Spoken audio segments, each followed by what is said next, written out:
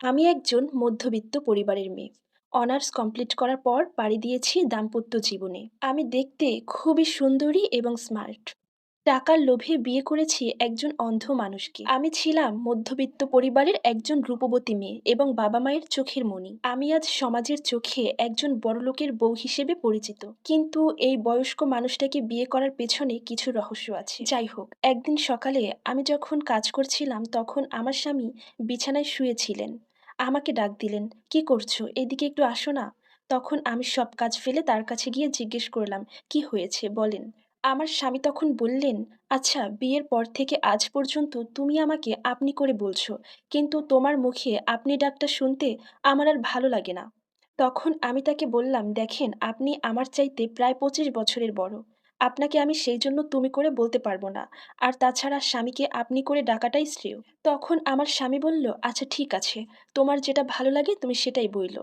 এরপর আমার স্বামী বলল, আমি ভেবেছি আমার এই বাড়িটা আমি তোমার নামে লিখে দিব। আমি তার এই কথাটা শুনে অনেক অবাক হয়ে গেছি এবং অনেক বেশি খুশি হয়েছি।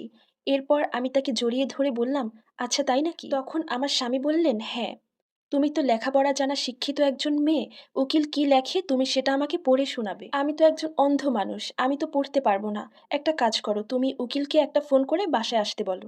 আমি তখন তাকে বললাম, আচ্ছা ঠিক আছে, আপনি কোনো চিন্তা করবেন না, আমি এখনই আমাদের উকিলকে কল দিচ্ছি। এরপর আমি তখন রুম থেকে বের হয়ে গিয়ে আমার বয়ফ্রেন্ডকে কল করলাম। আমি তাকে বললাম, তোমার সাথে আমার খুব দরকারি কথা আছে, তুমি আমার কথা মনোযোগ দিয়ে শোনো।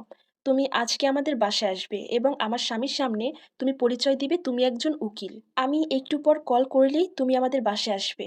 তখন আমরা কাছাকাছি বসে একান্তে কিছু সময় কাটাতে পারবো।